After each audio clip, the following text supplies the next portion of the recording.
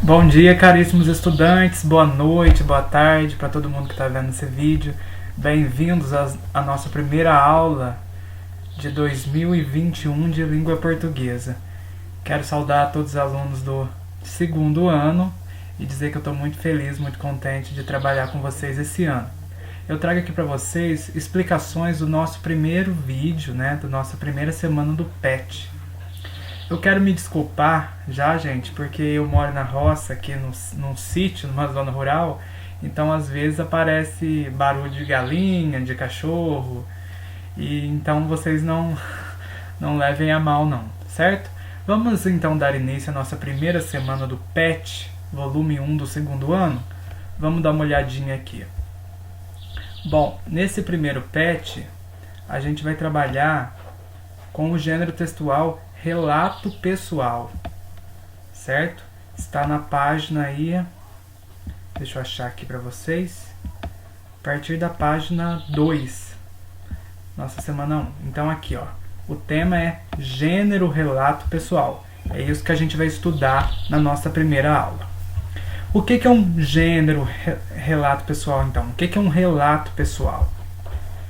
Então, só para explicar rapidamente, o relato pessoal nada mais é do que uma história narrada por você. Mas como assim, é uma história, eu invento? Pode até ser inventado, mas um relato pessoal geralmente ele lida com fatos reais. Alguma coisa que você passou na sua vida, alguma história que você viveu, e aí você conta. Por isso que é pessoal, porque é da pessoa. É algo que só a pessoa viveu, é exclusivo. E aí a gente vai perceber que ao ler um relato pessoal, como a gente vai ler aqui hoje, a gente vai ver a presença muito da palavra eu. Toda hora vai estar o eu lá. E a gente vai ter verbos no passado. Como assim, professor? Verbos no passado? Coisas que já aconteceram. Então, quando eu vou contar um relato pessoal, eu vou usar muito a palavrinha eu e palavras no passado, verbos no passado. Então, por exemplo, eu me lembro de quando eu morava em determinada cidade. Naquela época, eu tinha muitos amigos, eu era muito feliz. Então, tá vendo que eu estou usando muitas vezes a palavra eu e estou usando também muitos verbos no passado? Tinha, era, certo? Então, é isso que a gente vai estudar hoje. Bom, antes de eu entrar aqui na correção, nas possíveis respostas das atividades, vamos ver um pouquinho mais como é o relato pessoal? Então é aquele que tem a função de relatar acontecimentos de nossas vidas, como eu acabei de explicar, Esse gênero é narrativo, ou seja, eu estou contando. Toda vez que eu falo narrativo, narração, é algo que alguém conta, certo? Portanto, há nele a presença dos elementos da narrativa. É importante lembrar que o texto deve contar algo da vida do autor, ou seja, algo pessoal, Assim, o narrador normalmente é do tipo narrador-personagem, já que ele faz parte da história. O que é um narrador-personagem? É aquela pessoa que, além de contar, ela também participa, Ela não só observa, ela está ali dentro da história. Bom, então o narrador é do tipo narrador-personagem, já que ele faz parte da história. Esse gênero, que pode ser oral ou escrito, ou seja, eu posso contar só de forma verbalizada, só contar, ou eu posso escrevê-lo também. É vinculado por diversos suportes, como revistas, jornais, telefone, redes sociais, livros, entre outros. É comum ainda que os relatos pessoais tenham tema. Por exemplo, férias, passeio que amei ou odiei, festa de aniversário, entre outros tantos. O tema do relato pessoal quer dizer sobre qual assunto relativo à vida do autor ele está tratando. Então, geralmente, a gente vai contar alguma coisa que marcou a vida da gente, Então, o relato pessoal entra nesse caso de contar um episódio marcante, como era a vida antigamente, tudo mais. Bom, aqui já tem algumas características que eu já mencionei para vocês, né? Os verbos são empregados predominantemente na primeira pessoa e no passado. Então, muita presença do eu. Eu era, eu tinha, eu falava, eu conhecia. Tá vendo? O eu junto com os verbos no passado.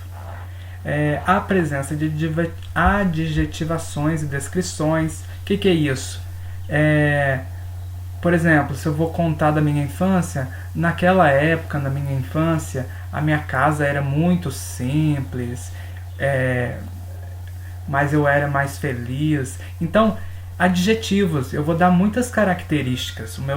A minha história vai ter muitas características, né, para eu descrever. Por isso que eu falo que tem muitas descrições.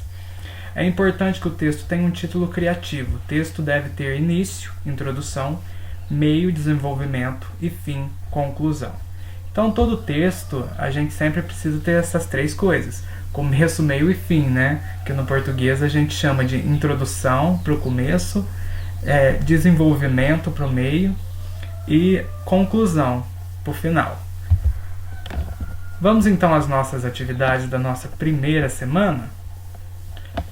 Lembrando que se você tem alguma dúvida em relação ao que é o relato pessoal e quais são as características dele, não se acanhe, você pode me mandar mensagem perguntando: professor, não entendi isso, o senhor poderia explicar de novo, poderia esclarecer melhor? Estou aqui para isso. Então vamos lá nas atividades. Aqui eu tenho um relato pessoal, certo? Esse relato pessoal de uma jovem, né, que morava na Coreia do Norte, né? Estou resumindo aqui para vocês. E aí ela se mudou para a China. A Coreia do Norte, ela fica próxima à China. Só que a gente sabe que a China é cheia de restrições, né? Então ela vai ter alguns problemas, vai enfrentar algumas dificuldades. E esse relato pessoal, ela conta um pouquinho como foi essa mudança dela. Então vamos ler rapidinho aqui, porque é importante ler, né, pessoal? Não tem como a gente estudar a língua portuguesa sem a leitura. É essencial. Eu vou ler para vocês, depois vocês podem ler com calma também em casa. Minha fuga da Coreia do Norte. Relato de uma sobrevivente. Quando eu era pequena, achava que meu país era o melhor do mundo. Então, olha só, gente. Só para começar aqui, ó, olha só a presença do eu e dos verbos no passado, ó. Eu era e eu achava, tá vendo? Meu país era. Então, só para ilustrar aquilo que eu falei, né? Vamos começar de novo? Quando eu era pequeno, achava que meu país era o melhor do mundo. Cresci cantando uma canção chamada Nada a Invejar e eu tinha muito orgulho. Na escola, passamos muito tempo estudando a história de Kim Il-sung. Não sei como que fala esse nome, é coreano, né? Eu não entendo muito bem coreano, não. Mas nunca ouvimos falar muito do mundo lá fora, exceto que os Estados Unidos, a Coreia do Sul e o Japão eram inimigos. Embora eu muitas vezes tivesse curiosidade a respeito do mundo externo, eu achava que passaria minha vida inteira na Coreia do Norte, até que tudo mudou de repente. Uma vasta escassez de alimentos atingiu a Coreia do Norte em meados da década de 1990. No fim das contas, mais de 1 milhão de norte-coreanos morreram durante o período de fome e muitos só sobreviveram comendo capim, insetos e cascas de árvores. As interrupções no fornecimento de energia elétrica também se tornaram cada vez mais frequentes. Então tudo ao meu redor era completamente escuro à noite, exceto pelo mar de luzes na China, logo do outro lado do rio Amrok, perto da minha casa. Sempre me perguntei por que eles tinham luz e nós não. O rio Amarok é bem estreito em determinados locais, o que permite que norte-coreanos secretamente atravessem para o outro lado. Mas muitos morrem. Não posso revelar muitos detalhes sobre como sair da Coreia do Norte, mas só posso dizer que durante os anos difíceis de escassez eu fui mandada para a China para morar com parentes distantes, mas eu achei que só ficaria separada da minha família por pouco tempo. Nunca poderia imaginar que levaríamos 14 anos até a voltarmos a viver juntos.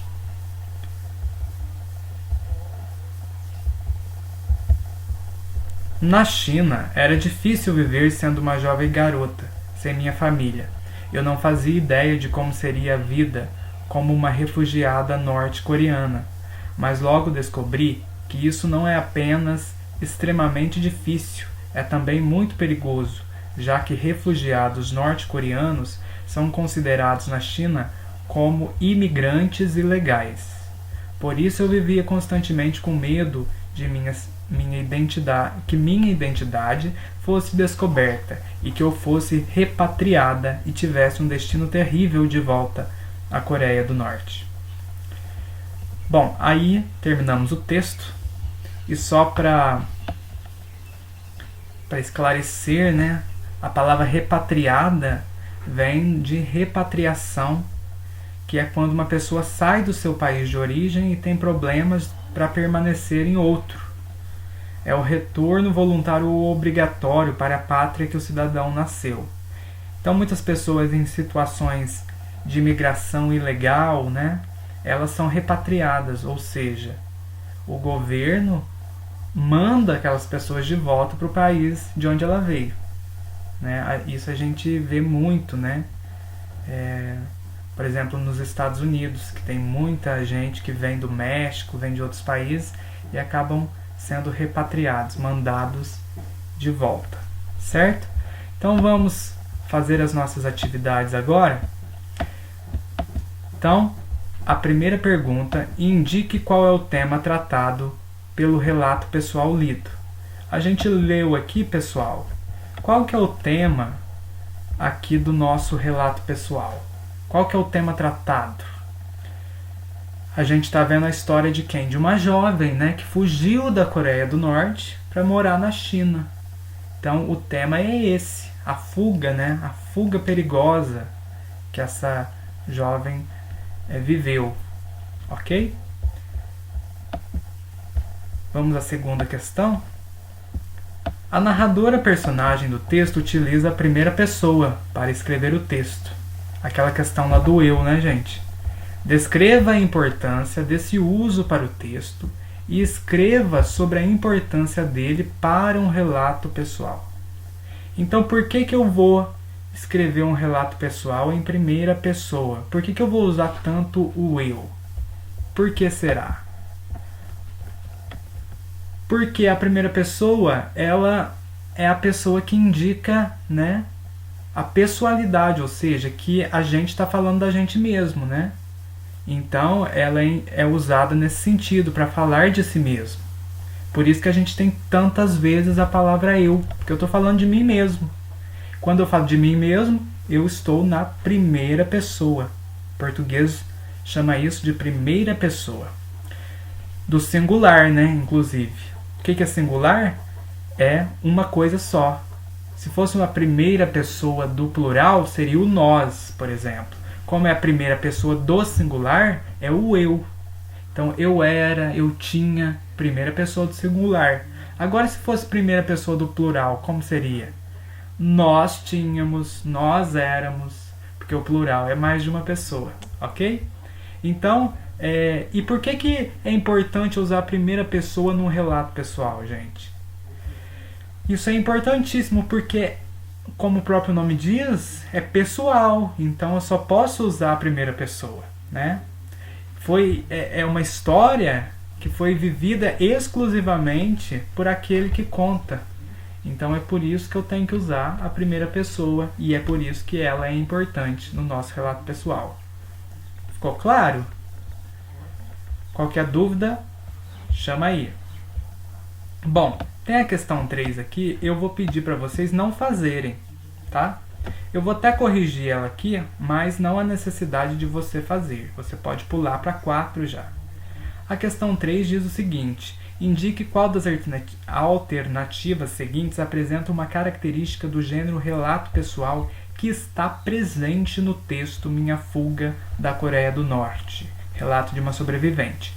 Então é para me marcar qual dessas 4 alternativas tem características do gênero relato pessoal. A letra A diz que apresenta verbos no tempo presente para dar a sensação de algo que acabou de acontecer.